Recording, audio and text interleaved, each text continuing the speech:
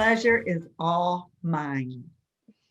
Thank you so much. Thank you to the Community Connection and Community Assessment and Support. And I hope I'm saying those things right. But all of you, what a wonderful team. Thank you so much. And thank you to those of you who have attended and to those of you in the future who are listening from some unknown time and space. Thank you so much. I'm just so grateful to those who work in this field. I feel like, you know, my privilege is that I get to meet and I get to interact with the best people on the planet, because the best people are the ones working in the world of disability. And I'm always so privileged because the biggest hearts and you know, just the greatest spirits are in our field, as well as the folks we support who are so wonderful. So it's totally a privilege to me to be here today and to present. So yesterday we talked a lot about trauma and just the impact of having an intellectual disability and the effect of the abuses that people have gone through, the frequency of the abuse, the biological effect, the psychological effect. We talked about post-traumatic stress disorder, the 4 symptom areas, how people get in that loop of re-experiencing over and over again, how they have that avoidance or hypervigilance of you know, trying to be just organized and trying to keep themselves safe, avoid things that are dangerous, that a sense of impending doom or negative sense of cognition, you know, and mood. And then finally, the arousal state. And we've seen so many behavioral issues that are really trauma responses because people are in that arousal state. Their amygdala, remember that little amygdala that fires and tells you you're in danger, their amygdala is firing and puts them in quite a panic. And I think I shared, I would say about 99% of the aggression that I've seen, that I've dealt with, has been out of fear. And that sense of panic, I'm going to be hurt, your amygdala is flashing, not a rational response. So what can we do to help people feel safe, right? That's our task at hand. How do we help the healing? And I know probably all of you have seen people heal. You've seen people evolve. And we know that it happens. So clearly, what we want to talk about today is how do we accelerate that? And what I'd like to do first is actually show 2 videos. And to me, these videos are very important because I am, you know, I have a lot of issues, but I don't have an intellectual disability. I have other stuff, trust me. But I like to have the voices of people with autism, of people who are struggling with whatever. I really appreciate having their voices directly. And the first video I want to show is from somebody who recorded the videos as Amanda Baggs and then became non-binary, and they switched to male Baggs, and they tragically passed away at the beginning of last year, right in the middle of the COVID issue. And I can't say from COVID, but there was a respiratory illness. So, and that was a great loss. So Mel Baggs actually is a person who does not use words, uses words through technology, but does not use speaking words, and was able years ago to make finally getting assistive technology, finally getting the iPad that they were able to make a video of, and they were able to express themselves through. And it's profound. It's not very clear all the time, and there are subtitles, and the video is very jagged, but very impactful. They were in an institution. They were very misunderstood as someone with a profound intellectual disability and treated that way.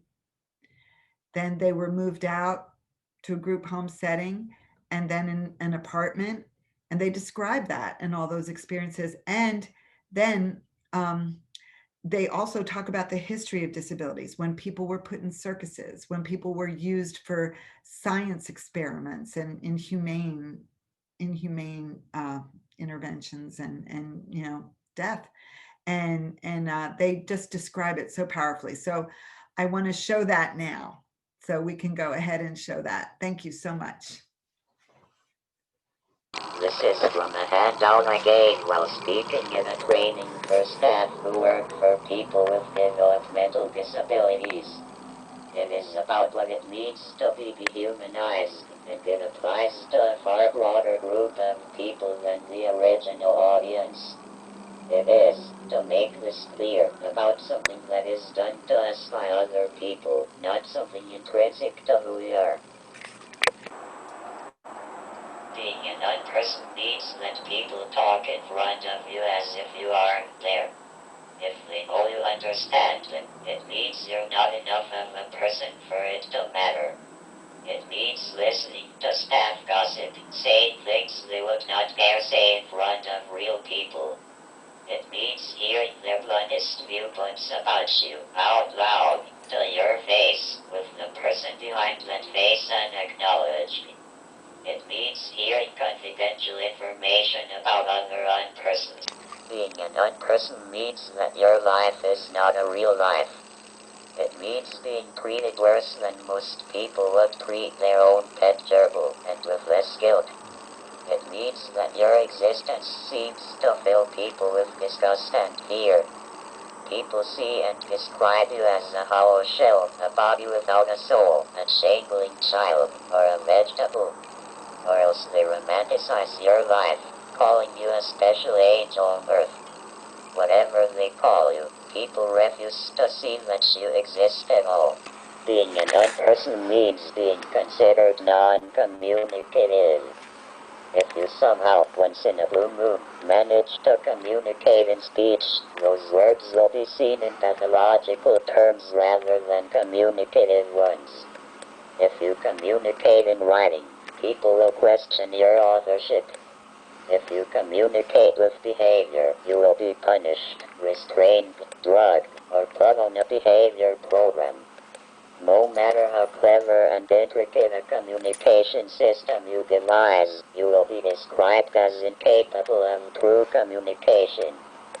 Being an unperson means having all the true communication drummed out of you.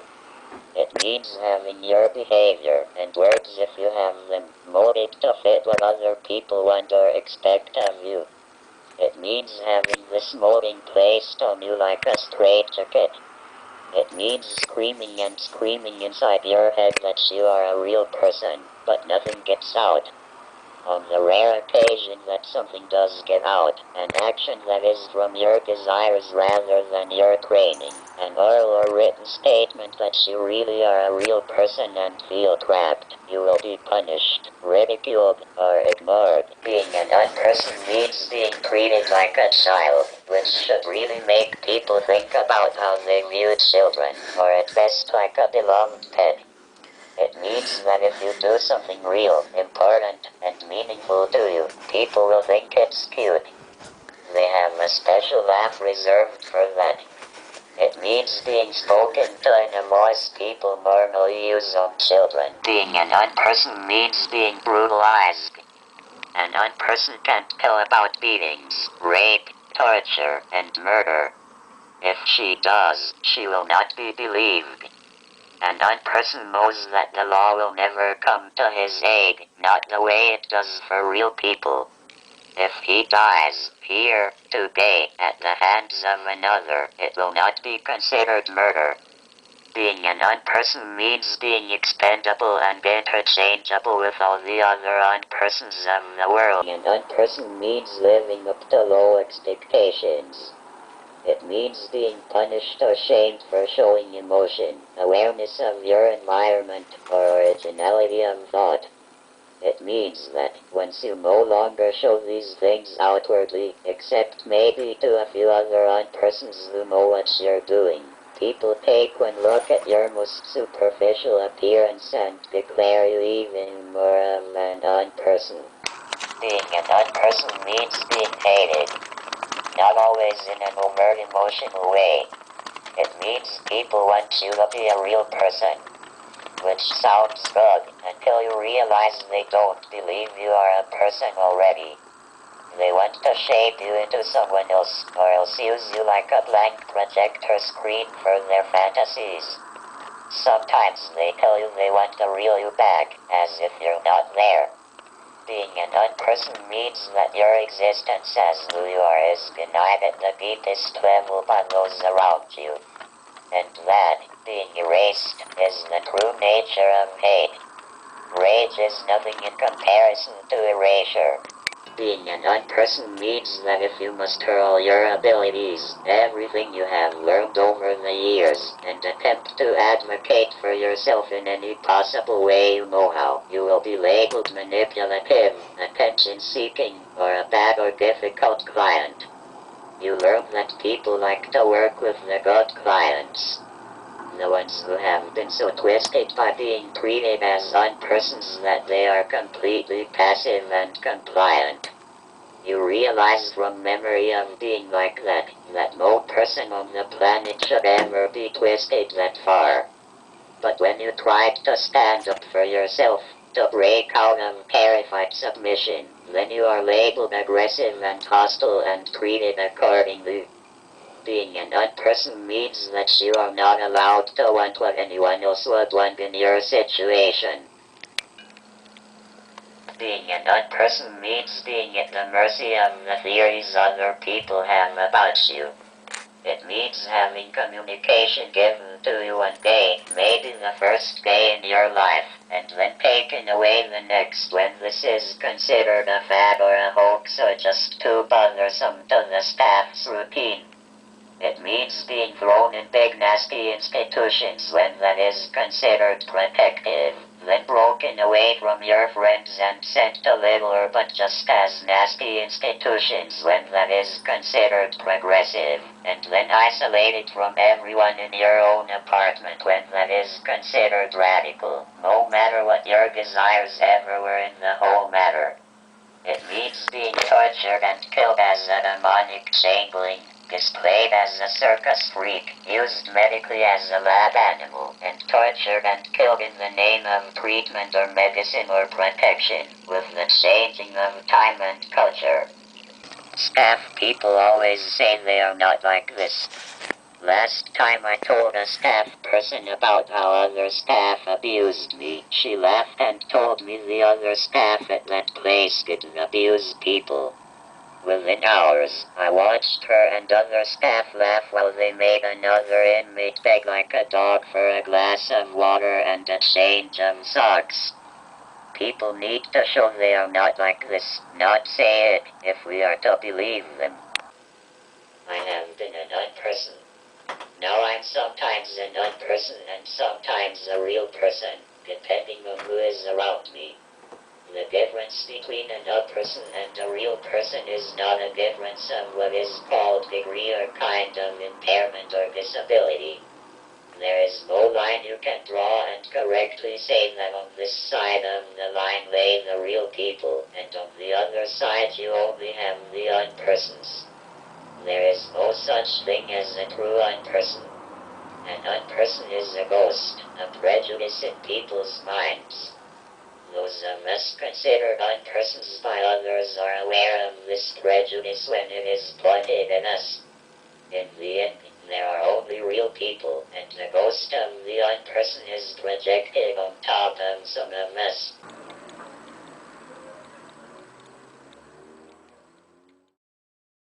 Okay, that is so powerful, isn't it? So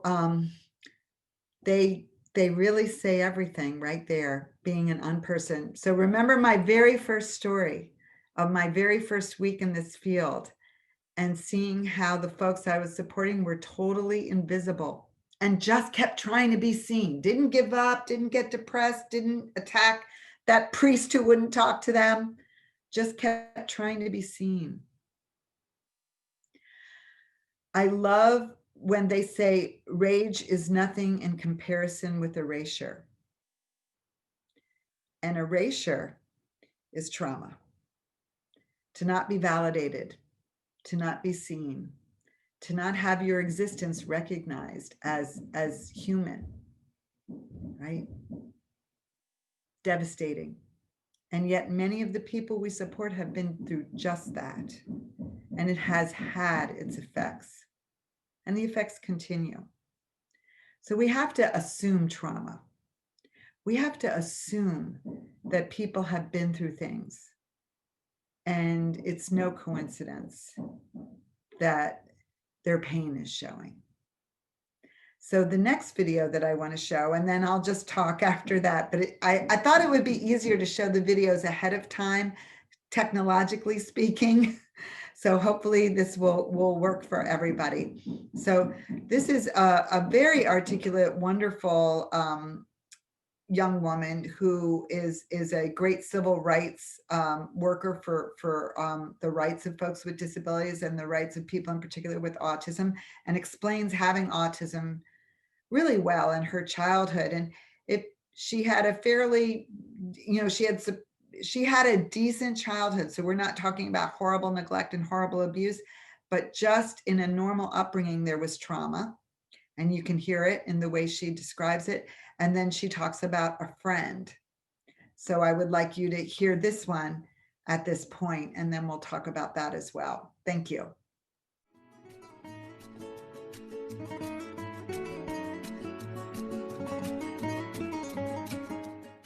So we're here with Emily Titan, who's an activist. She's a member of the Autistic Self-Advocacy Network, the role of numerous other organizations. Suffice it to say, she's a very prominent activist in the neurodiversity community. So Emily, thanks for agreeing to be part of this video series. Well, thanks for interviewing me. I'm flattered and honored. Emily, to start off with,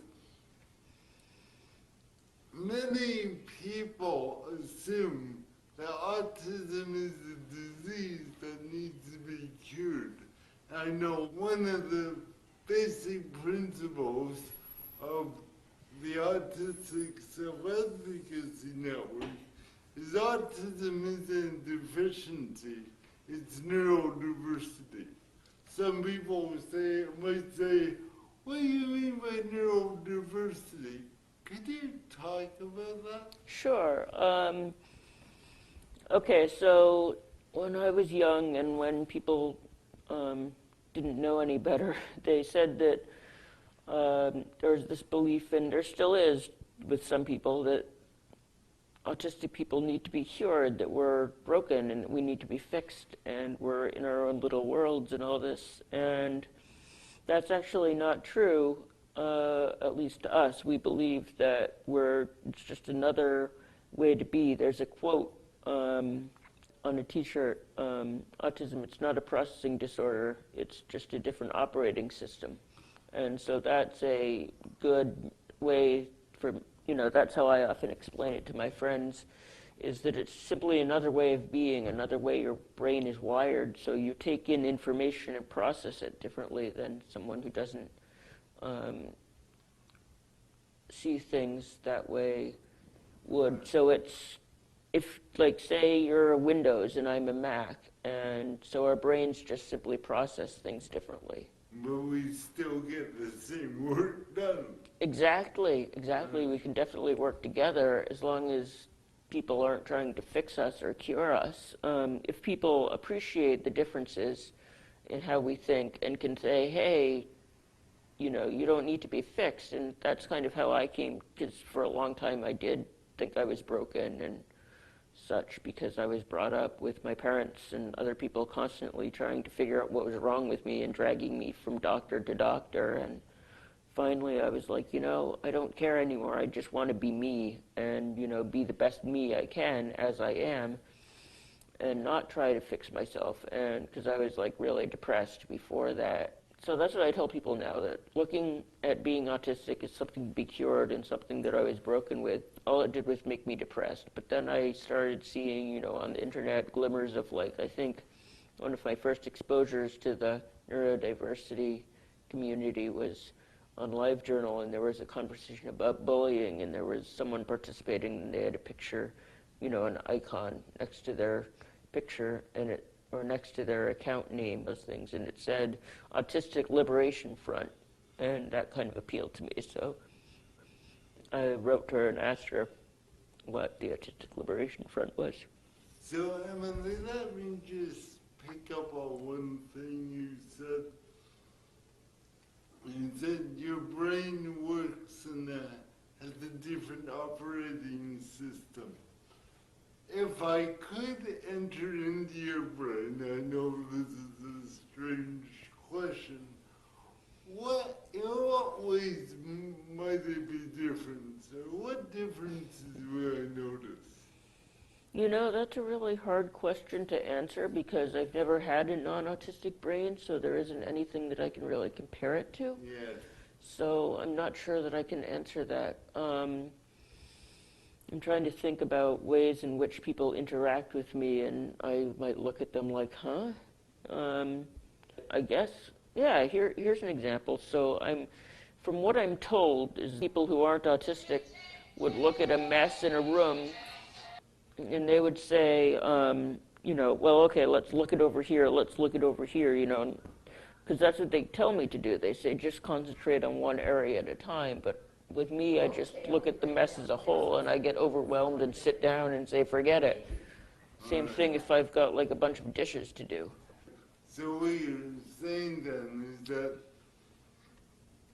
when there's a lot of things to be done, it's hard to separate and sequence which things should be done first, second, third. Right. Is that right? That sort of hits you all at once and you're overwhelmed? Yeah, that's definitely a thing that happens. So like if I have friends who understand this and I can say over Facebook or something, you know, I'll write to them and I'll say, here's what I need to do, and then they'll break it down into steps for me, or they might call the cab company and call the cab for me, because sometimes I have a hard time talking, you know, calling people on the phone. I don't know why, I just do.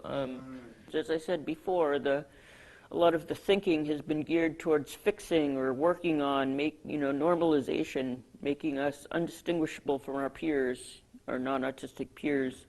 And so that, you know, the assumption there is that we have to be like everybody else, that there's something wrong with the way we are and the way we think.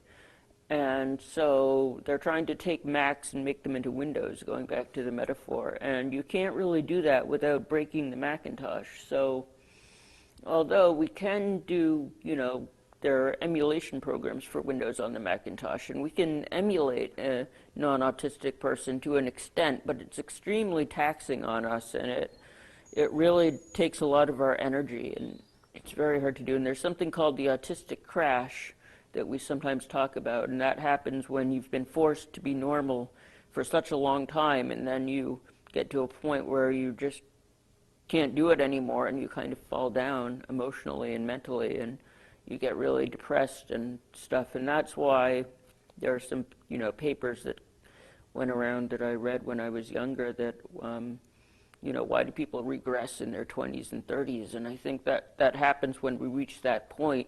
So that's one reason, is that making us normal, trying to make us normal, is actually really, really, really bad for us and painful. And I imagine, if I can interrupt, all that pressure creates more anxiety.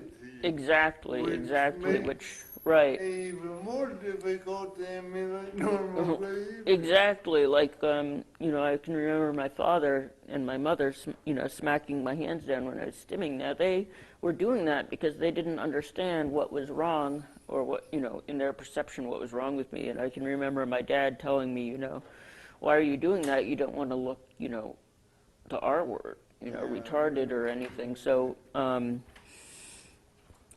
and that's what they would say.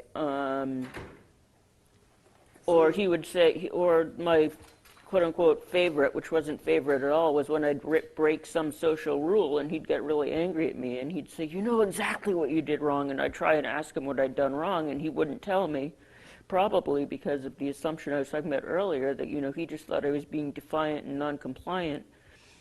You know, I talk about, you know, all behavior is communication. So everyone, especially non-speaking people, when they bang their heads, people say, oh dear, they're hurting themselves, let's stop the behavior, and they might send them to a place like the Judge Rodenberg Center where they get shocked, or some other facility that uses less painful methods of behavior modification. But what they don't do is they don't say, why is this person banging their head? What is he or she trying to say?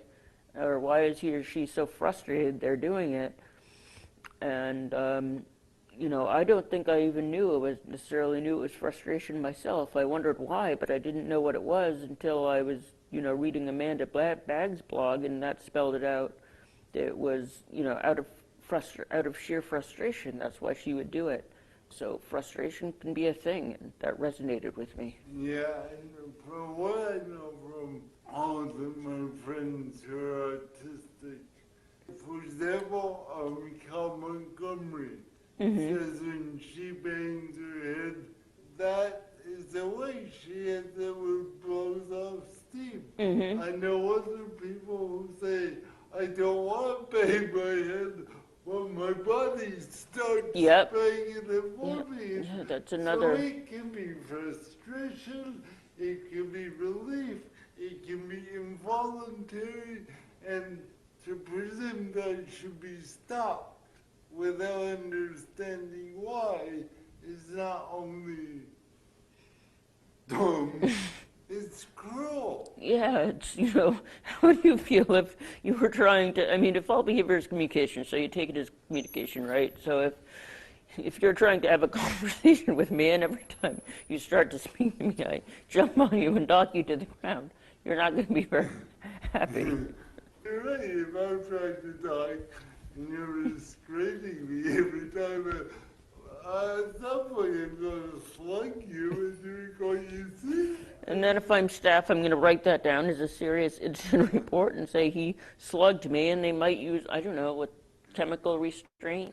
It's the whole idea that I think many staff and many parents and many behavioral therapists feel the responsibility to make autistic people do what the normal people, should think they should do, rather than saying, wait a minute,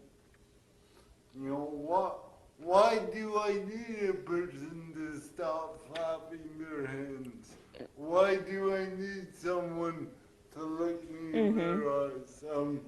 For example, if I know an autistic person has trouble with eye contact, I'm quite happy looking away and talking. It's not a big deal. Yeah, it's not a sign of disrespect or anything, and a lot of people, thank goodness, are coming to know that.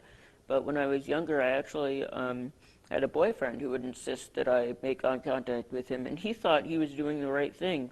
See, that's the thing, is that a lot of this thinking comes from a place of, having to fix, and, that thinking that people are doing the compassionate thing when they do this, but it actually hurts us. It hurts our brains to make eye contact or to try and think in other ways. So it's almost like control, right, disguised as help. Yeah, paternalistic control disguised as help. I know people who lived their whole lives and have never been given the opportunity to communicate, have never been given the opportunity for real friends, and by real friends I mean people in the community who might appreciate getting to know them, but they've been kept segregated. And, one of my friends passed away a few years ago, and he never communicated because he grew up in an institution and he wasn't given any communication devices. And then he moved, I guess in his 30s, he moved into a group home, and they said, he's too old to learn any communication skills, so nothing was ever offered to him. And so he would do this, wave his hands. He was non-speaking autistic, and he was great. And then he got sick, and they did various things for him, but I'm not sure they did enough for him. But the hospital actually sent him home on hospice, and he's, sometimes beating his head on the wall or beating other body parts, or, and all they did was that, they got him a helmet for his head and something that went around his waist. But, they got him contraptions to try and control his behavior instead of listening to his behavior, and that was really upsetting to me. And I remember a few days before he died, I went over to visit him, and he just held my hand for a while and gave me a hug. And I told him, I promised him that I was going to work to make sure that no one was ever treated that way and denied access to communication and healthcare, for their whole life.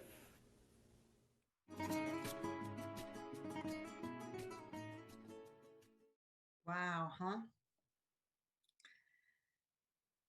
I find that very powerful. And I think she really describes the struggle of autism, her own, small little t traumas and impactful trauma, and then the trauma of her dear friend. So just listening to her always just really, really touches me, and it makes me see just how the depth to which people experience things, right? Very complex. So I'm going to share my screen now, and I'm going to go here. We're back to trauma-informed care and the path to healing. So at KarenHarvey.org, KaryNHarvey.org, there are free materials.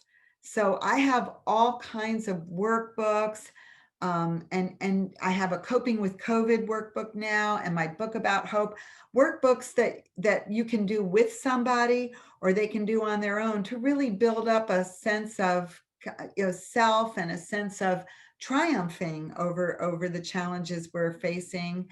So I wanted to offer those. They're all free. Healing happens. So back to the triangle. I'm always going back to that triangle. Safety, as you remember, we talked about safety, connection, and empowerment. Let's break it down. What is safety? Safety is an emotional issue. Being safe, being emotionally safe is really critical. Being safe is really important, but listening, conveying positive regard, non-threatening, oftentimes people, the direct support worker is trying to do what we've taught them to do. And I made a horrible mistake in many cases and taught people that they were in charge of somebody else's behavior. Well, I found out in the first year of marriage that nobody wants you to be in charge of their behavior. Absolutely nobody, particularly a spouse. I would tell my husband everything wrong with him, thinking he would appreciate it. And he would just tell me everything wrong with me, and then we wouldn't talk for 3 days. It's amazing we're still married 33 years later. So, but that people slip into parenting, slip into saying negative things rather than positive things. Look at what you're doing now, talking to people about their behavior. And then we have told them you're in charge of that person's behavior. So who's in charge of behavior? A parent. So because we've conveyed this message, often we will find ourselves, or a DSW will find themselves slipping into a parent mode. And a parent mode can be very triggering. That can be actually the worst thing, especially if somebody has had a somewhat abusive parent, right? Parenting is not the mode we want to slip into. And then sometimes that can become threatening in a way that may not be intended. I told you to do this. Why didn't you do? If you don't do this, blah, blah, blah. And maybe there's a positive behavioral support plan, but it translates into you're not going to get your rewards because that person isn't really clear. And I think what's so important as we work and support the DSW who supports that individual is understanding that being emotionally safe means to be non-threatening, to be supportive, to accept people where they're at and believe in them and somehow convey that belief, that positive regard, to support on an emotional level, to use peaceful practices, right? Say, let's talk first. Those of us that have worked for a while with someone, we can always start to see the signs that they are triggered, right? We see that escalation. We see something beginning. If we can catch that and say to that person, let's talk. Tell me what's wrong. Tell me what's really bothering you, rather than correcting, oh, don't start, don't you go off, rather than correcting that behavior or threatening, don't do that or you're going to lose, your soda, or you're going to lose your trip. You're not going to be able to see your parents. That one really kills me. But instead, oh, I see you're getting upset. What's wrong? Or come, let's take a walk. Let's get away from the trigger. Or how can I help you? Shh, release and relax. That's the support on an emotional level. I like to think of coaching instead of controlling, instead of caregiving, and instead of controlling, right? What does a coach do?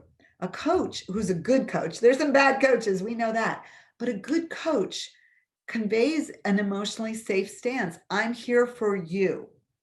I'm supporting you doing your best. I want you to learn this skill, but I'm not going to shame you for your attempts to learn that fail. I want you to feel safe and comfortable, and I'm going to support you. And I believe in you, and I know you can do something great, and I'm going to talk to you in that way that conveys that belief, right? So if we think of ourselves as coaches and we think of that DSW as a coach, it kind of gives a different stance, because a coach doesn't go out there and play for the person, right? They're not going to play for that athlete, but they're also not going to berate them or shame them when they make a mistake or don't do well. Some bad coaches do, but they're going to say, let's talk about this. Let's think about this. Let me support you. Let's try again. And a coaching model gives that support. How can we train our DSPs in these soft skills of listening, of conveying positive regard, of being accepting and non-threatening, of using peaceful practices, supporting on the emotional level, and coaching? I always say to people, can we be a social coach rather than have the entire relationship and all focus be on the DSW? How can that DSW coach that person in having friends and relationships that aren't going to go away, that aren't subject to turnover, and that aren't paid, right? That's a great gift you can give someone. So these are components of emotional safety. Dialogue. John McGee was a great, great, great writer, teacher, philosopher who developed gentle teaching. And he said, dialogue can happen with anybody, and it's very important. And we can dialogue on every level with folks who do not use words. There was a wonderful question yesterday and about, working with people who aren't verbal, even though they may use words. We may find ways that they're using words, that they're using assistive technology, or they can point, or they can use pictures. We can find communication because it's always there. John McGee taught us that. And he taught us to dialogue, to go back and forth, to find a way to connect. And that connection can be life-saving, right? That connection is critical. So a study was done about relationships, but they didn't mean to study relationships. They were looking at PTSD. And they took people in Iraq, half of whom had been through horrible trauma, and the other half who had actually been through the same trauma but did not develop PTSD. So one half, they both went through the same trauma. One half developed severe PTSD and the other half didn't. And they looked at all of their experiences prior to their experience in Iraq, these vets, American vets. And they looked at what was going on while they were in Iraq. They looked at their position, they looked at money, they looked at education, they looked at everything, or most things. And they said, what is it that correlates most strongly? Two things. Number one, the people that were Skyping and FaceTiming with lots of friends and family were less likely to develop PTSD. If that support had been in place before the trauma, they were much less likely to have PTSD. And that was number one. And number two was that they really could see that the relationships within the units had a big impact as well. If people felt like that person has my back, this person has my back, I'm okay with them, then they were way less likely to develop PTSD versus when they thought, I can't trust this one in my unit, I can't trust that one. There's a wonderful video, which is horrible, right? It's because it's so devastating in its impact. The Invisible War that the armed services in the States did publish. And it looks at the lives of people that were sexually abused in the armed forces by folks that they were supposed to be able to trust. And their PTSD ruined their lives in many cases. So you need to feel a circle of support, and that's emotional, and have connections with people, friends and family in your life. And these are the things that those connections inoculate you against post-traumatic stress disorder. And then those relationships while you're in the trauma support you and buffer the impact. So let's think about folks that we support, often so isolated. How can we support people in having more friends? Right? Many of our folks don't have a lot of family. Those institutions often lost their family years ago, but those with family, you know, families age, families have their own lives. What can we do to support people in having that circle of friends? Andrew Solomon wrote a wonderful book, Far from the Tree. He talks about two levels of identity. We have a vertical sense of who we are because of the family we're born into. But then he talks about horizontal identity, finding your tribe, finding your people, right? Most of us are able to have a circle of friends or people we're connected to that we have things in common with. So we should support the people we care about in finding those same circles, unpaid friends. I know where I am and where I worked for years, they felt that it was not okay to have dances or just have activities with people with disabilities all by themselves. They said it was segregating, even though they were living in integrated situations and working in integrated situations. But we kept surveying the folks and they kept saying, this is who I want to be friends with. This guy is who I want to marry. That girl is who I like. So we did it anyway. And we have several marriages and a bunch of relationships from my singles group that I started. Yes, I'm going to get back to that. I'm definitely getting back to that. But what we found is, you know, that horizontal identity, that finding your tribe, that having your people and your connections are so critical. And sometimes it's as simple as teaching the DSW to have barbecues in the backyard when it gets warmer. Not today, not with that wind. But you know, when it and when the weather is good, let's hang out. Now that we have COVID, we can still do some very distancing activities. Let's take a walk together with the girl that you like from your program.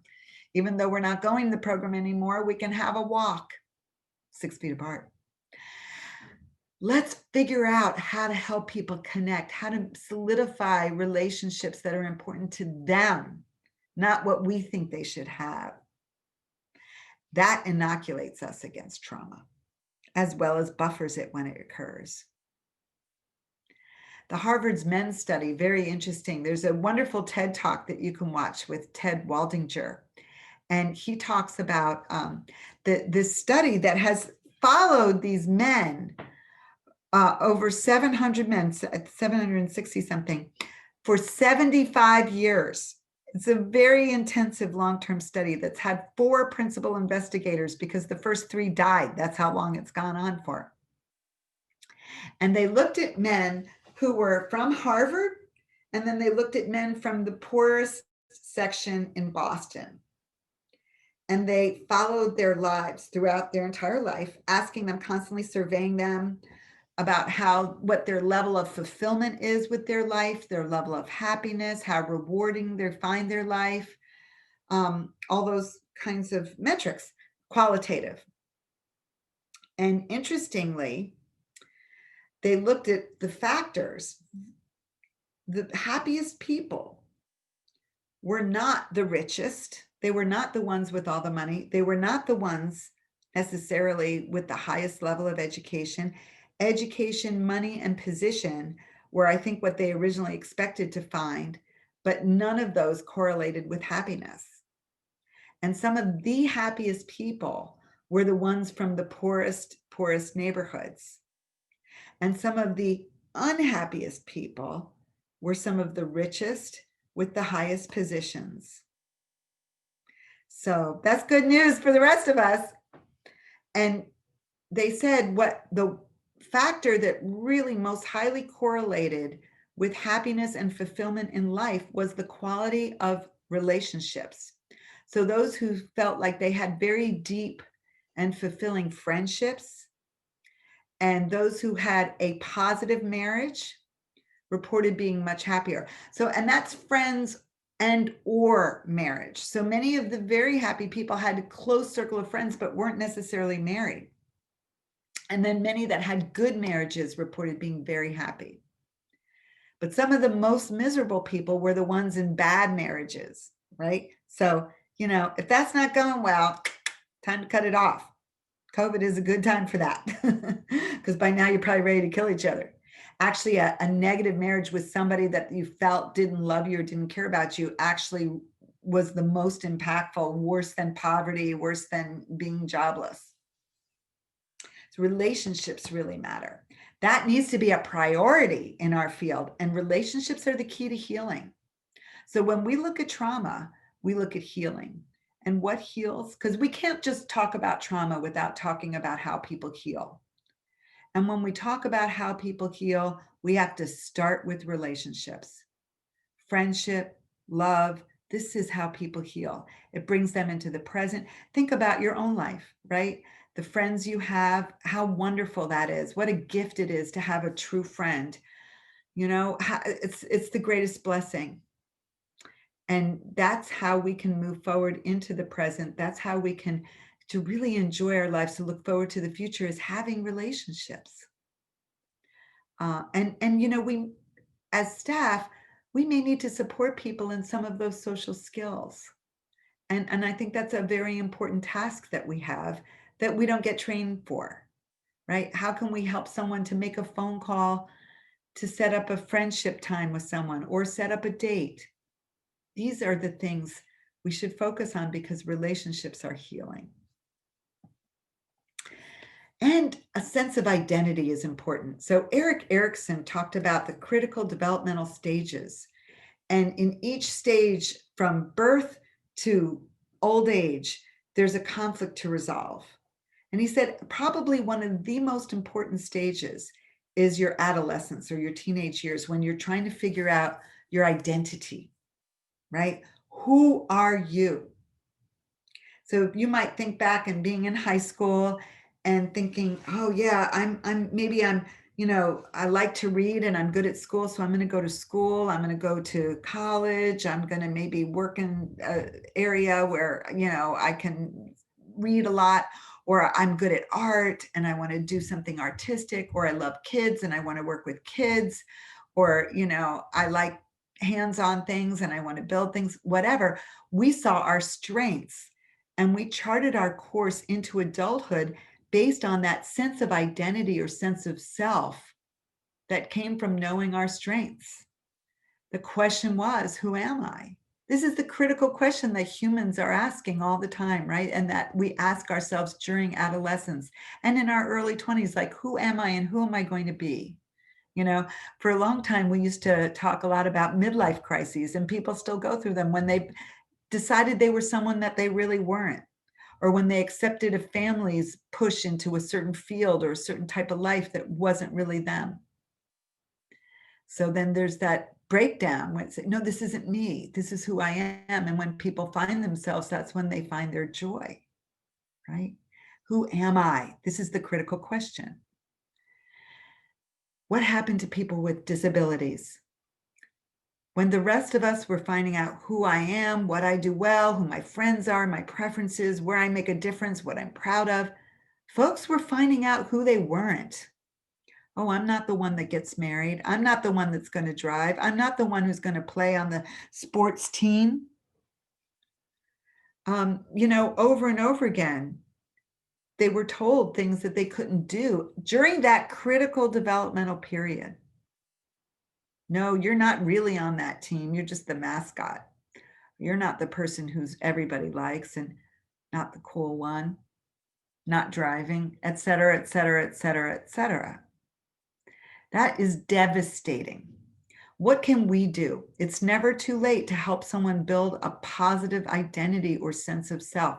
And that sense of self brings with it a sense of purpose. And that purpose is often what saves us, right? What matters most is how you see yourself, your own worth. There's a happy line. That's not the lion that was eating the kids. Who you are, how you see yourself. So critical.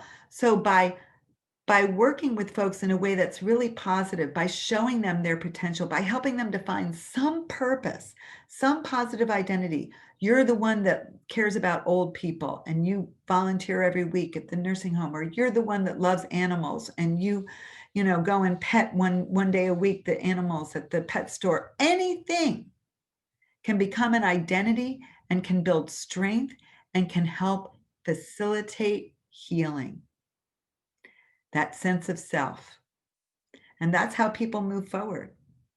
They can have an internal sense of who they are versus that external locus of control. An internal locus of control is, I know who I am. So I don't care if you say something negative to me or if I'm laughed at because I believe in myself.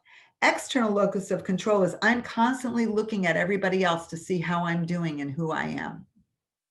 Studies have been done that show, quite obviously, the people with an internal locus of control are much happier and are able to accomplish more than people that are always checking to see if everybody's pleased with them or do you like me? Do you like this? Did I do okay?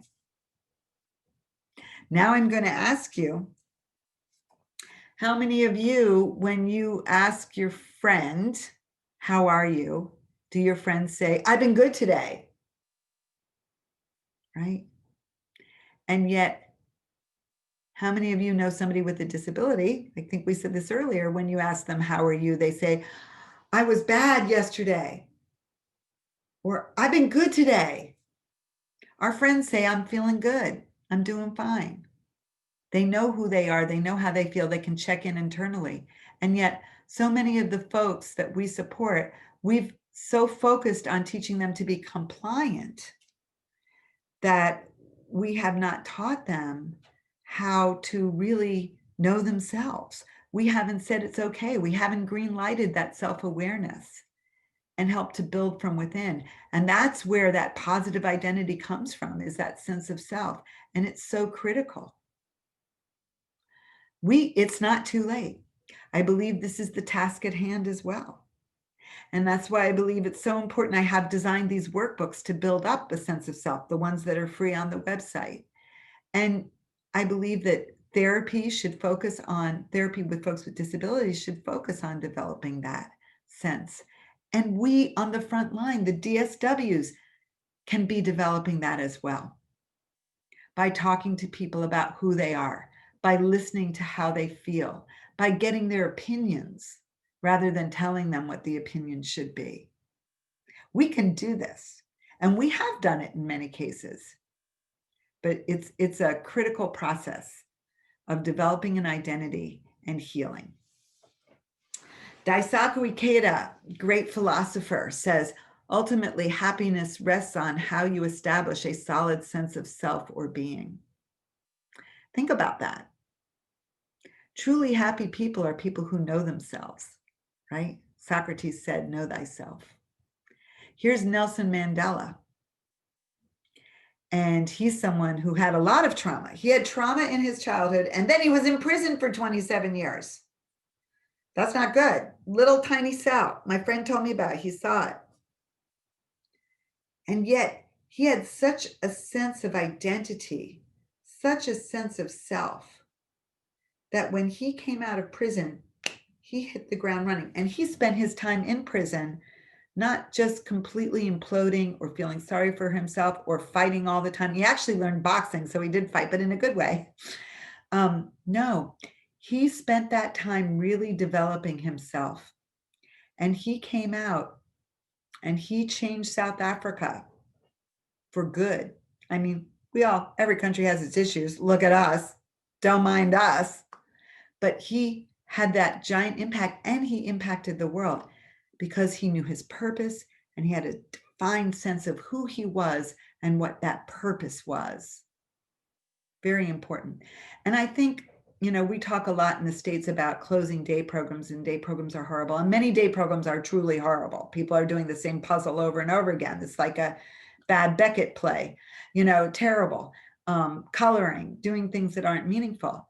But if we just shut everything down without anything else and only get jobs for the top 10% who we can get jobs for, it makes it worse because people have even less purpose than they had before. So how can we set up a system that supports a sense of purpose, a sense of self, and that moving forward? I think that's really the task at hand, and so important for us. Power of positive regard. So this is a silly study, but it's very relevant. Bob Rosenthal had a bunch of graduate students training mice, and one day he got a new shipment of mice in. Now that's a crazy thing, right? A new shipment of mice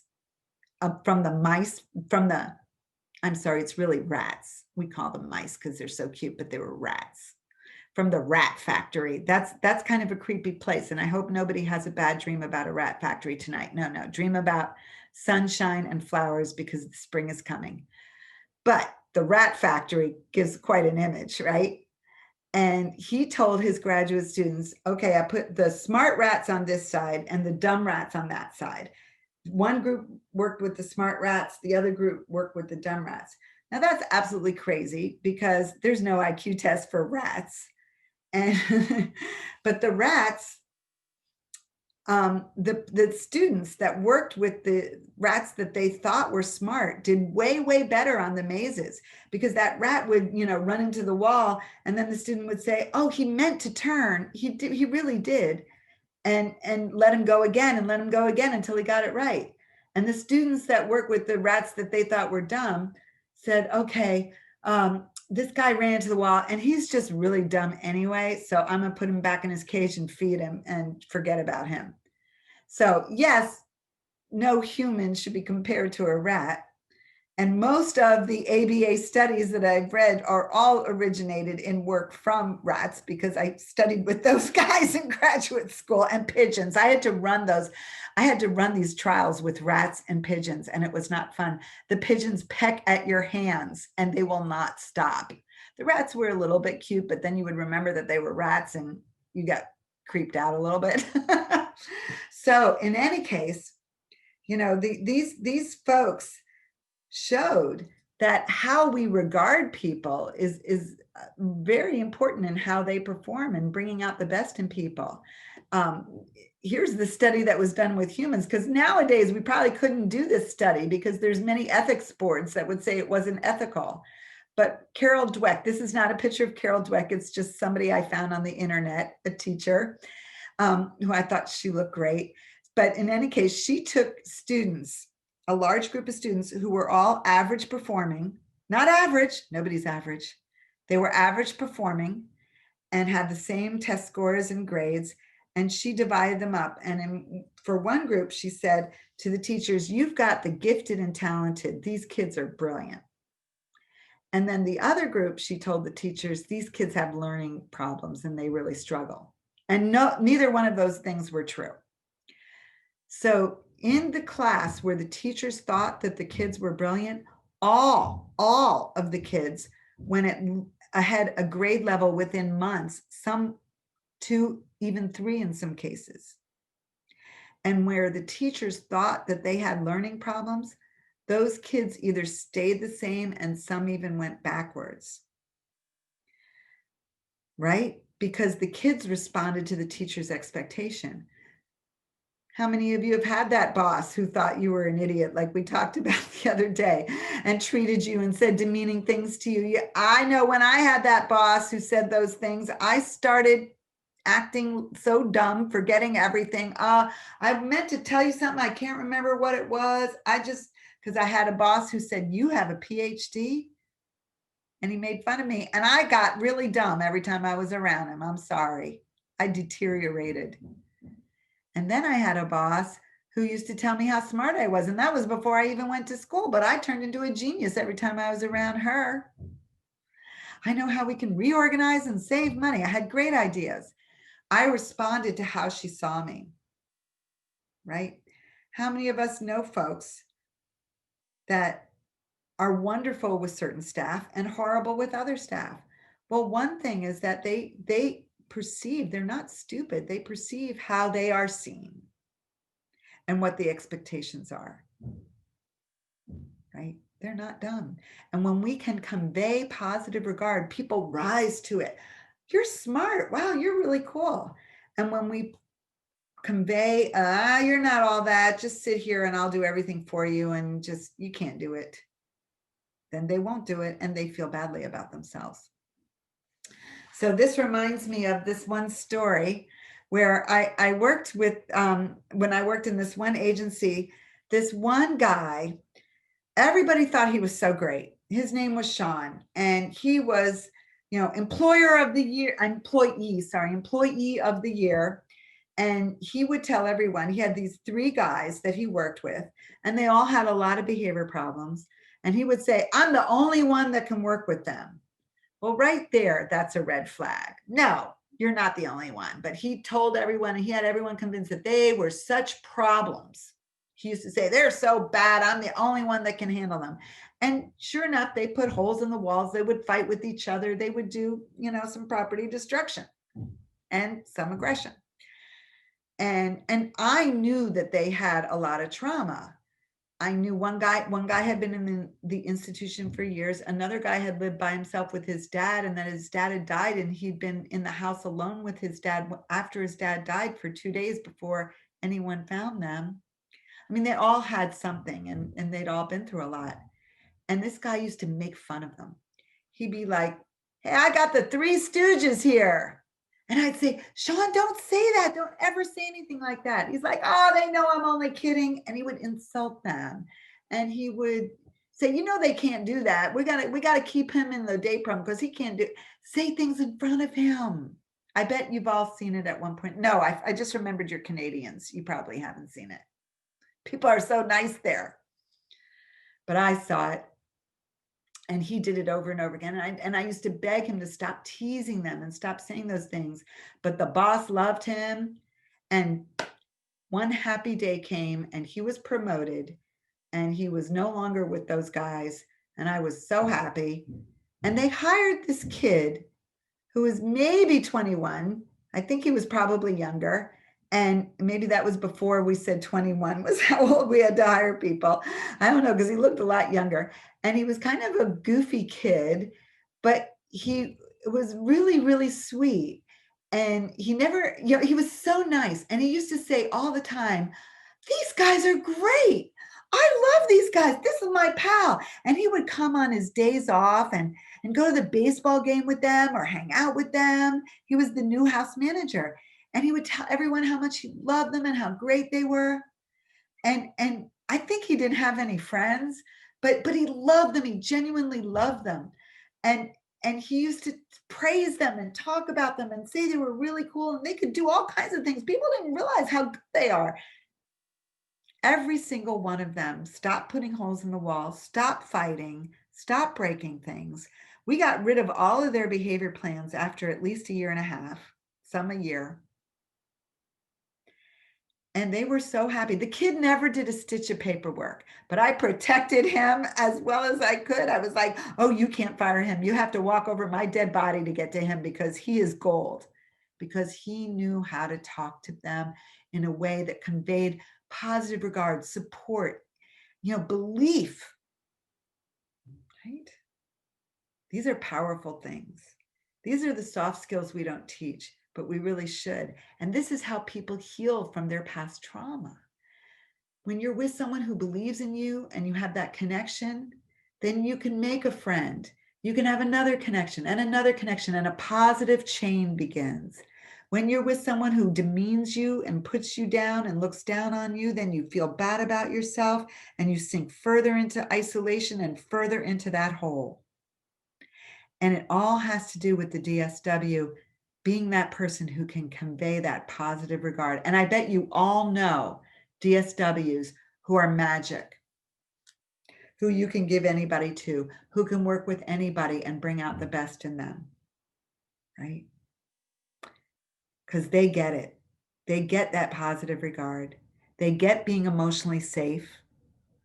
They get giving support. They get listening.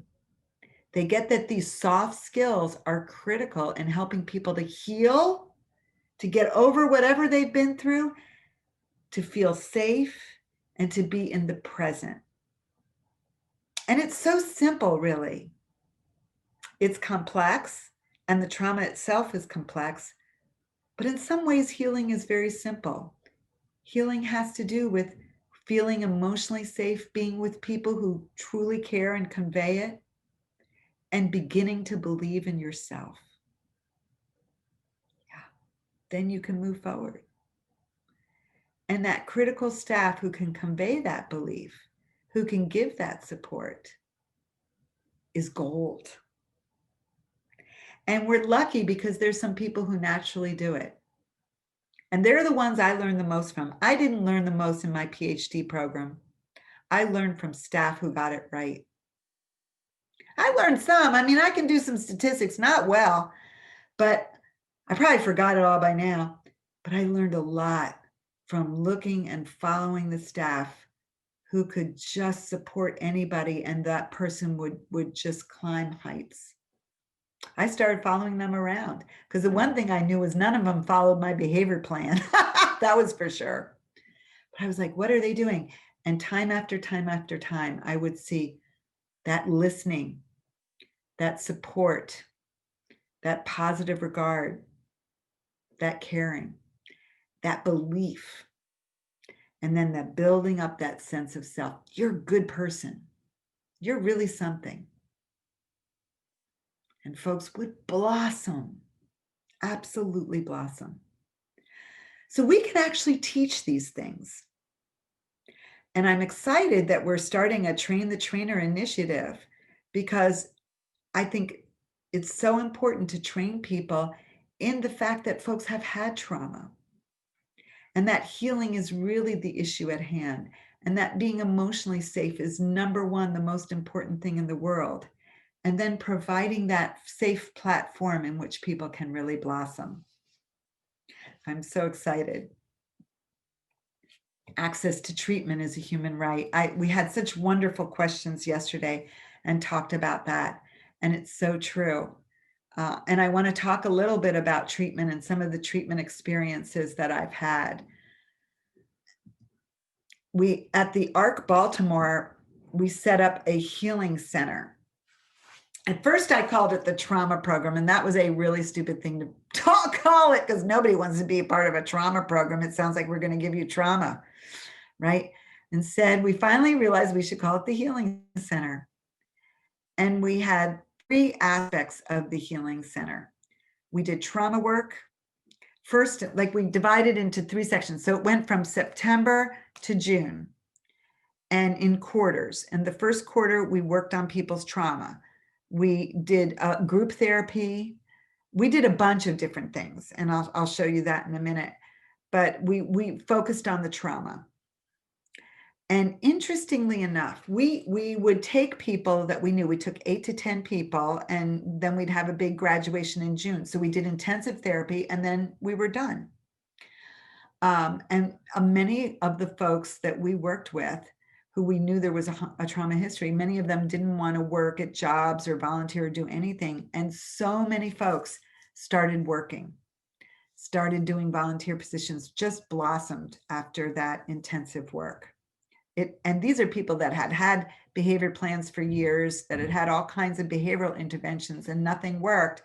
And that healing center where we did the intensive therapy was the key.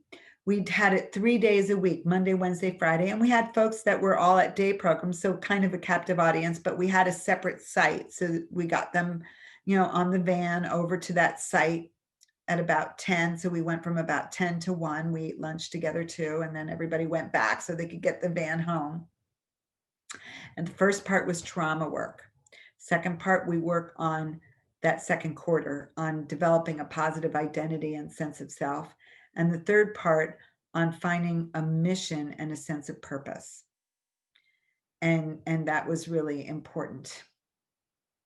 So what we found with the trauma work was interesting, that we had people that had all kinds of trauma, but ironically, they were most affected by who they lost. So we found that the grief was most impactful. And that was really tough for them. So we ended up doing more grief therapy as part of our trauma work. And grief is trauma, loss is trauma. And so we ended up doing more grief counseling and grief work than anything else. We did all kinds of things. So I want to tell you about Elena. So Elena had watched her stepfather kill her mother, her birth mother. She was, when she was 13 years old, she was in Baltimore City, and he stabbed his wife, her mother, to death in front of her. So we knew there was a horrible trauma there, and we wanted to work with her on it. But interestingly enough, she was someone who always frowned, and she was always scowling and looking at the ground and angry. You would never, ever, ever see her smile. And then we found out, oh my gosh, this poor woman saw her father kill her mother, like her stepfather. This is horrible. Of course she's upset. And so we really dedicated ourselves to trying to help her with that. But interestingly enough, before she came to us, she had lived for 20 years in a group home. And in that group home, Elena had been actually with another woman that she loved. She had found the love of her life, and they had a very deep relationship. She was her significant other, and that woman's name was Mary. And Mary had helped her heal. That love had facilitated that healing. And she had come so far with Mary. And then here's something really bad that happened. I hate even telling you this, that one night they were eating dinner and Mary wasn't eating. So Elena told her, you better eat, you better eat. You have to eat to be healthy. And then Mary just started grabbing food and stuffing it in her mouth. And Mary choked and Mary died. And so from that point forward, the reason Elena was always so angry and scowling and upset is in her heart, she believed she killed her. And so she finally opened up in group and said, I killed my roommate who I loved, and started sobbing and sobbing and sobbing and sobbing. And the group comforted her. And then we did some trauma work, but it was like we couldn't even penetrate. We couldn't even get past the deep, deep grief she felt, and the hatred of herself, that she blamed herself for that death. So we just our hearts were broken. And so what we did was we brought it up again in group and said, Elena, we want to help you heal. And what happened was almost miraculous. Every single group member, they formed a line and they hugged her individually, and each one of them looked at her. We had two group people who actually had problems using verbal words, but were able to say a little bit. And the rest talked a lot, saying that it wasn't your fault. It wasn't your fault. This wasn't your fault. Helping her to heal. And then we did memory boxes. So she's holding a memory box. We had these blank boxes from Michael's, and we decorated them in the colors of what was important to the person who died. And then we put a message in there for the person that died. And here we go. So Elena was able to heal enough that she was able to then do the grief work about losing Mary. And she started to smile. When we did music therapy, And when we had singing, we had a drum circle and we had instruments that everyone would play. And when it was time for singing, she would just shout at us, "I don't sing. I don't sing." And we were like, okay. And then after we did this grief work about Mary and the loss of Mary, and she finally accepted that she did not kill her and she was not responsible for her, we couldn't get that mic out of her hands. She would go on, another song, another song. We'd be like, okay, that was good. One more song. And she started smiling. We had never seen her smile. So here she is talking about her memory box. We filmed everybody talking about their memory box. Miss. And I made this for my roommate, Mary. I missed her and I love her. Aww. Good job, Mama. And I also put a message in there. Okay.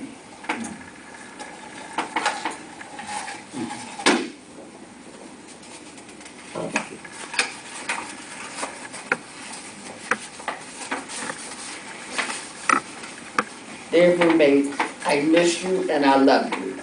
Good job, Mama. Thank you. Isn't that beautiful? Look at that beautiful smile. So I mentioned yesterday EMDR, eye movement desensitization reprocessing. I was able to be a part of a study someone did for their dissertation, and we found for her 8 people with disabilities who we knew had severe trauma. And she did 1 year of EMDR with them and found amazing results. So in one situation, there was a woman who was abandoned as a child who had fetal alcohol syndrome and was so easily triggered. She was doing janitorial work in the day program, but if somebody teased her or said something to her, she would just start crying hysterically and she would run into the road. And she had been hit by a car on 3 separate occasions because she ran to the road so much. I mean, it was out of control and people would try and stop her. And she was so hyper aroused all the time, so easily back in the pain of her life. And after 1 year of EMDR, we saw an amazing turnaround. She would never go anywhere or do anything. She went on a trip to Florida with her staff. She has a boyfriend. She's now engaged. And she, after the 1 year, she continued on. The person working with her offered to continue seeing people. So she's had EMDR now for 8 years. And amazing difference. I have not seen her cry. And I was at that day program and giving supports to folks. And after the EMDR, 3 years after that, until I left, I never saw her cry. She never ran into the road again. Total change. And the behavioral change was profound. And there again, we had a behavior plan for this person for a long time. We had behavioral interventions, but the EMDR went to the root, right? Because it was trauma treatment and her trauma was vast. She had had so many rejections. She had had bad experiences in foster care. And somehow she was able to heal through therapy and treatment. Case number 2, this person constantly made false accusations. She had been sexually abused horribly. She had been through so much. And she walked around with stringy brown hair combed in front of her face. So she kind of peered through her hair at you and would scowl. You never saw her smile. She was always very upset. And she would believe that people had raped her and tell us that she was raped. And then maybe a week or 2 later, she'd say, oh, it didn't happen. Oh, you know what? It didn't happen. So I believe very strongly that she had flashbacks. And she actually was so convincing. We had this behavior plan for her. We told the police this is something she does when she made the accusation that an instructor did it to her. But the police believed her because she was so convincing that they locked him up. We felt terrible about it. He spent the night in jail. That was very bad of us. Somehow they believed her because she was so convinced. And then 2 weeks later, she was like, I guess it didn't happen, because she was having constant flashbacks of all the sexual abuse she had. after a year of EMDR. She cut her hair, had asked the staff to get her a haircut. She went out, cut her hair, and dyed it bright red. She joined our singles group. She boogied all night long. Well, we didn't go all night long. We only went for a few hours, but she just became the life of the party. And then she told them all she was going to retire. She didn't care what they said.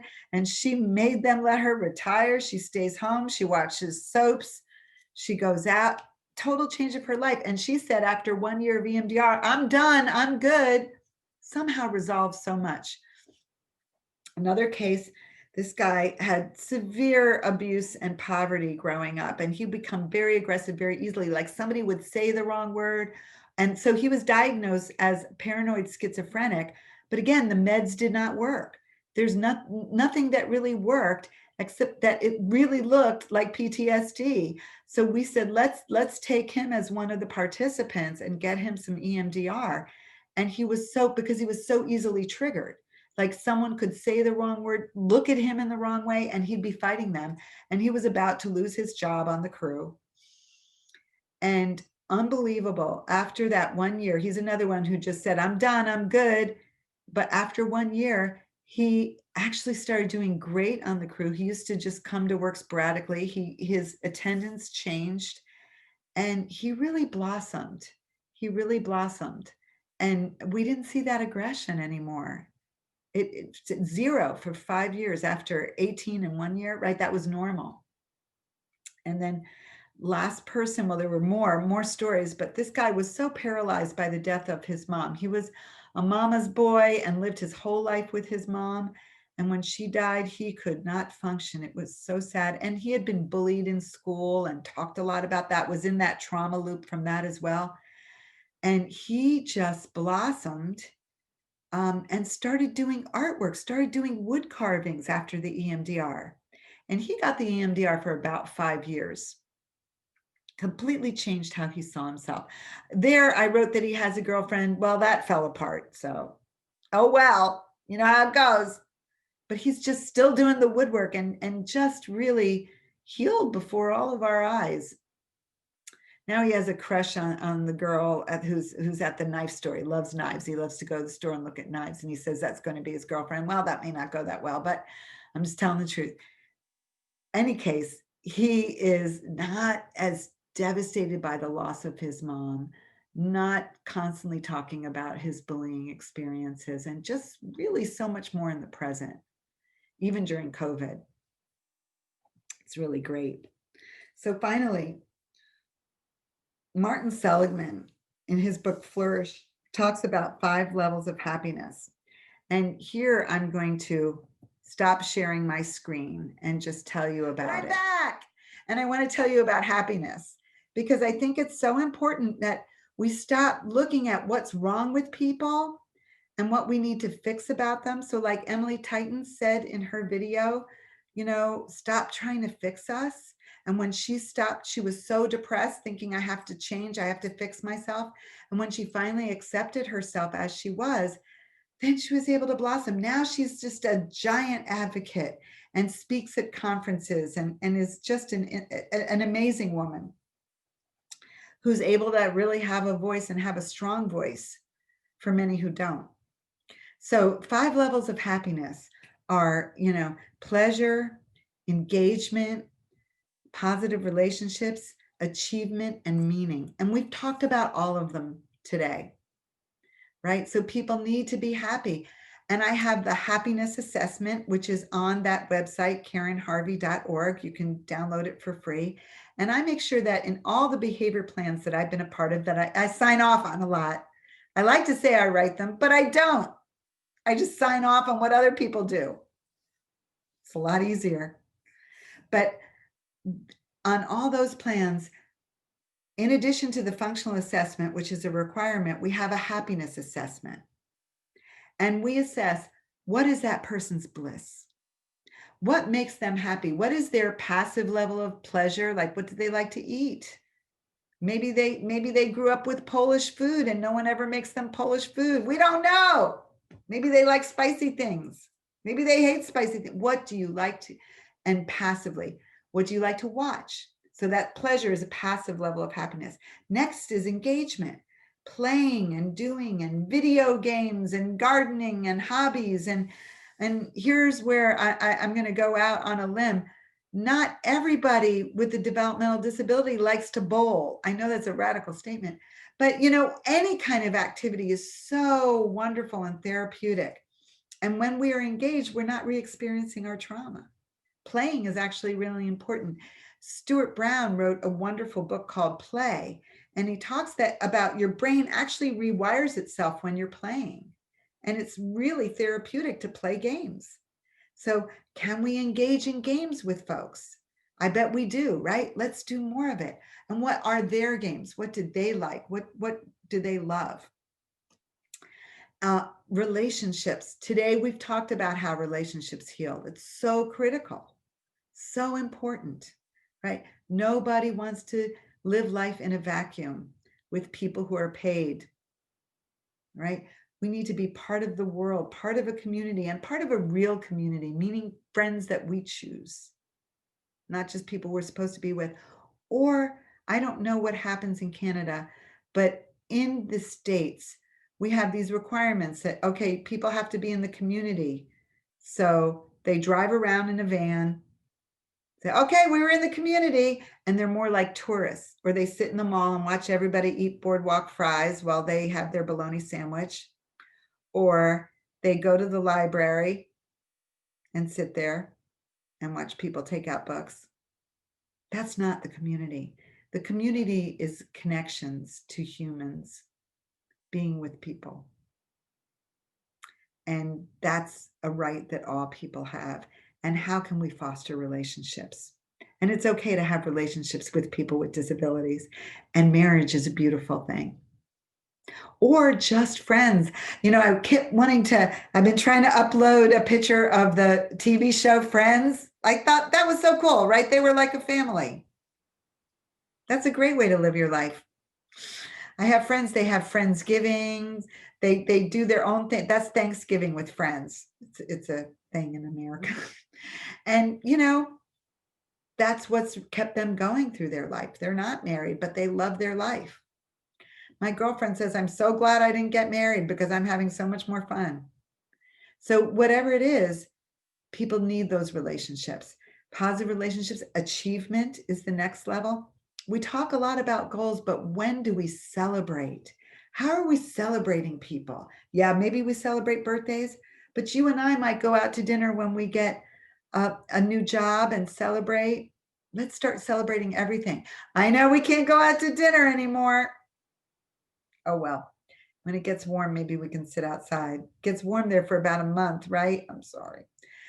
Well, we're going to get our shots and then we're going to go wild. Do you know something? Here's an aside. The 1918 flu, that last pandemic that we had, that shut everything down. Well, the Roaring 20s, remember the flappers and everything? That happened right after the flu. So the minute everyone could get out, they went wild. They had the time of their life. They had speakeasies and Charlestons. We're going to be dancing on tables, you guys. We're going to have so much fun. In the meantime, let's celebrate our achievements. And then finally, purpose or meaning. And in our happiness assessment, we go through all that. What gives this person meaning? Oh, they need to call their grandmother every week. They feel like they're the only one taking care of her. How can we support that meaning and develop it? And then, so we have that happiness assessment right next to our functional assessment. And then we have the procedure for happiness. We have the procedure of how that person can pursue their bliss. And we have that as part of the behavior plan, because happy people don't put holes in the wall. Happy people are enjoying their life. Happy people don't need to use behavior to communicate, because they're figuring out all kinds of ways of sharing their joy. And if we focus on happiness rather than compliance, we're going to be happier because we're going to have more fun. You already know that. I know you do. So I think that's so important. And it helps people to be in the here and now.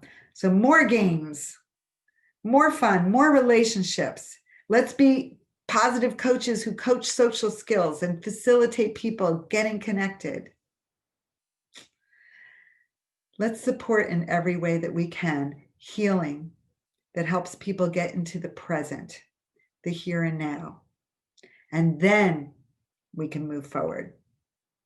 So now I'd like to open it up for questions and really thank you so much for all of your patience that you didn't see my face, that you had to hear me shouting. Thank you so much. Thank you, Karen. We have a bunch of questions actually. So I think I'll start with some of the ones that came in yesterday that we didn't get to, just so that I can honor people's input from yesterday. So the first one was, do you have any book recommendations or resource recommendations that might help understand more culturally sensitive approaches to working with trauma? So the person who'd sent it in was specifically asking about migration and people who are coming from countries where maybe there were traumatic events in their country of origin. I know one of our caseworkers this morning had mentioned somebody coming from a Romanian orphanage, some of those kinds of things. So some more culturally informed stuff. Yeah. So I'm not sure specifically of that topic. There's a lot of information on cultural competency, which I recommend. But one of my go-to books is The Deepest Well by Nadine Burke. And The Deepest Well, she so describes childhood trauma and how it affects people throughout their lives. And that really can translate so well into immigration and the trauma of all those transitions and the trauma of coming from, very tumultuous situations. I really recommend that book. Is really breaking down components of trauma and really understanding it. Thanks. We had a couple questions come in to see if you could quickly just review the 4 symptoms of PTSD. Yeah. So we have re-experiencing. So, and I think I had said it again this morning briefly, re-experiencing, where people are in a loop of re-experiencing that trauma and the past is present. When you see somebody who's either flashing back, because you get that glassy-eyed look and they're not present and they're freaking out, you're usually looking at someone who's having a PTSD trauma, experience or flashback, nightmares, talking over and over again about something bad that happened. Lots of folks are stuck in that loop where it's alive for them. So that's number one. Number two is that avoidance, or what we call hypervigilance, right? Like trying to get everything safe.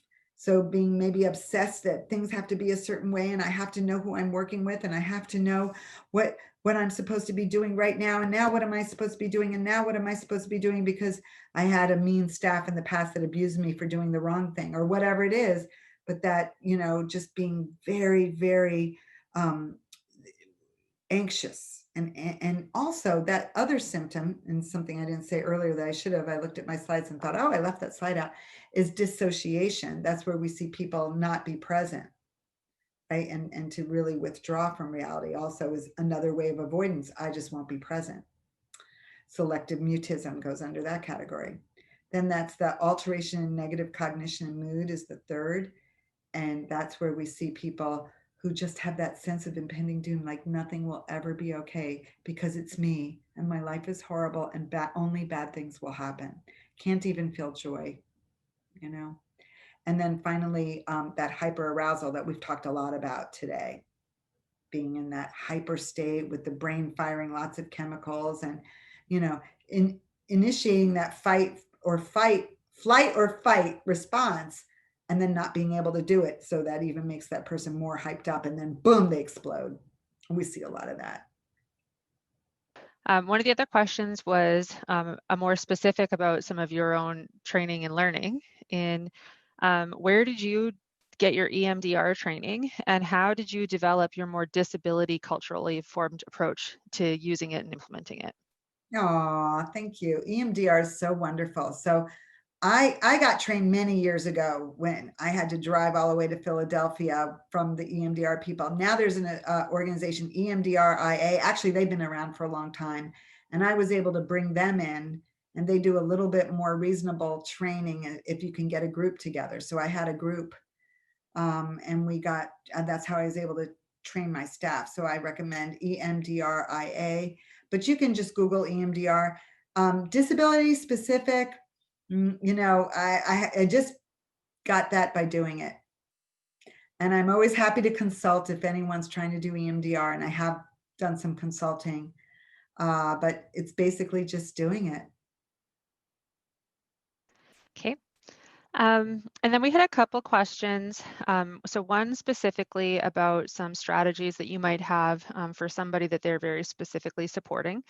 So do you have any thoughts or insights about strategies to use to help somebody feel safe enough to share? The person asking the question is working with somebody who said that they have something to share, but they don't know if they should. And so they feel like they've done their best to try to make the person feel safe, but there's still hesitance.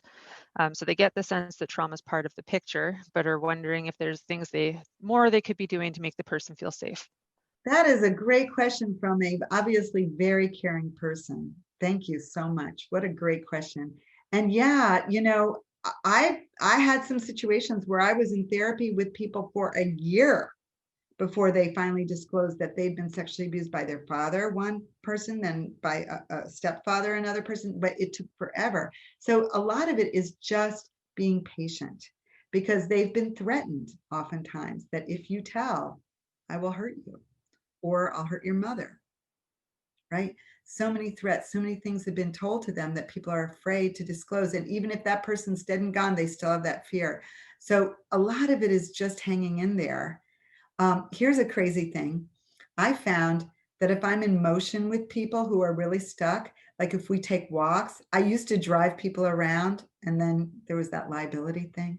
So I stopped. But I found that people really opened up when we were driving, or when we take walks together. Sometimes that people that are kind of stuck, if I'm walking with them, they start to open up. Another little trick is sometimes talking to people while we're doing something, coloring together, or doing, you know, or painting. I'm not saying color in a coloring book. Yeah, I'm joking. Cooking when it's not teaching. Exactly. And you know, just doing an activity together, an art activity helps. Doing something together and talking as they're doing something. People have opened up to me that way too. What a great question. And then a couple questions came in actually in the same kind of thread about intergenerational trauma. And so what kind of strategies or suggestions would you have for supporting somebody who you know is the second generation of an ongoing intergenerational trauma when the first generation hasn't or won't acknowledge or work through some of the trauma that's impacted them and their family? That is a great question. Isn't that the truth? Isn't that most trauma that we see, right? That's the majority of people. And very often the reason they're so traumatized is because the first generation didn't even recognize their trauma, or the generation before that we don't even know about, right? It's probably many generations. And I think, you know, there's a psychoeducational piece of talking to folks about trauma. And I try to talk directly to people about, you know, going through bad stuff really affects you, and really try to educate them on the symptoms sometimes that they may be experiencing, and how some things might really hurt their feelings because of what they've been through. And the more we can educate and talk to people on whatever level that they get it, I think the better it is, because then they can start to see, oh, I don't have to always be like this. I can heal. I can change this. And that psychoeducational piece is really important. Think about us, right? Like we're so different probably from our parents, where maybe we carry some of the same burdens, but we figured out different ways to work through it. And I'm hoping my kids are doing better than I am. The second piece, a question that kind of connected to that one was, do you have any recommendations, or do you do anything differently if you're supporting a child who you know have experienced trauma versus an adult who's experienced trauma? That's a great question. Well, we know, so the question with the child is, are they safe, right? I mean, when we're working with adults, usually they're past that, but we have to, of course, first and foremost, are they still in that situation, and how safe are they? And a book that I really recommend that really explains supporting children with trauma is and many of you have probably read it, The Boy Who Was Raised as a Dog by Bruce Perry. And he talks a lot about the importance of really nurturing those children. He talks about a certain foster care mother, and there are different scenarios, very easy to read, but a certain foster care mother who just hugged and rocked children who were older. Now we'd say, uh-oh, better not do that. But it was actually so amazingly therapeutic. And these children healed in such different ways. Like, to really nurture these children is so important. And I've been doing a project where I'm interviewing parents of kids with disabilities. And I was interviewing this one mom who adopted a child who had been horribly, horribly abused. And she kind of would go through a lot with her, but, and just hold her and hug her and continually tell her that she's a wonderful, good person, always telling her she's a good person, she's a wonderful person, and that she cares about her. And you're a good person and you're a wonderful person. And this woman is doing very well now in her adult years. So that nurturing and then that positive message is so important. And it's really critical of who they're living with and how they're treating them on that day-to-day basis. And then another question about, there was some mention of resources specific to individuals with autism, and mentioned today in the video about not people who with autism who communicate nonverbally. Do you have any recommended resources or where people could look for some of those specific? Well, the books of Temple Grandin has written a lot and gives quite a good insight into what it's like to have autism. And her books are like the go-to books. So I highly recommend anything written by Temple Grandin. And you can see a lot on YouTube. And I also mentioned some Netflix shows, because that's what I've been doing during COVID, drinking wine and watching Netflix. But Atypical is a wonderful series that really, they nail it in terms of, a guy, kind of a pretty intelligent guy, but with a lot of struggles because of his autism.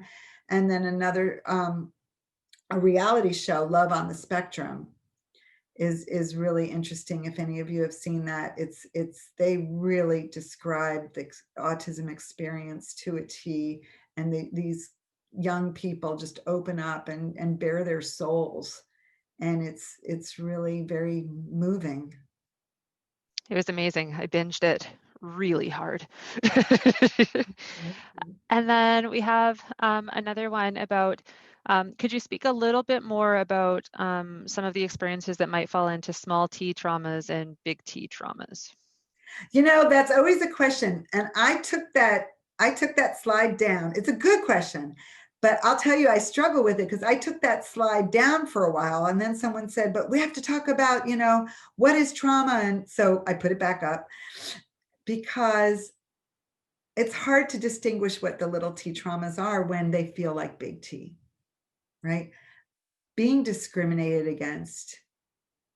And we've been seeing such horrible things happen here in the States, right? The murder of George Floyd, Breonna Taylor, Ahmaud Arbery, and more.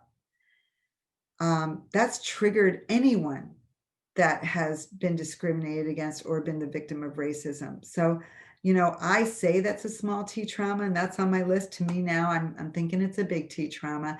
But the importance and the message of making that distinction is that often people assume, because they have this person hasn't been sexually abused or hasn't been neglected and they have a nice family, that they haven't had trauma. So bullying, discrimination, exclusion, witnessing of violence, these are things that I personally still think are very significant traumas, but that I use as little T traumas to make people see that it all counts. And that when you're working with folks with intellectual disabilities, assume trauma. Assume they've been through it because of the bullying that goes on and the discrimination.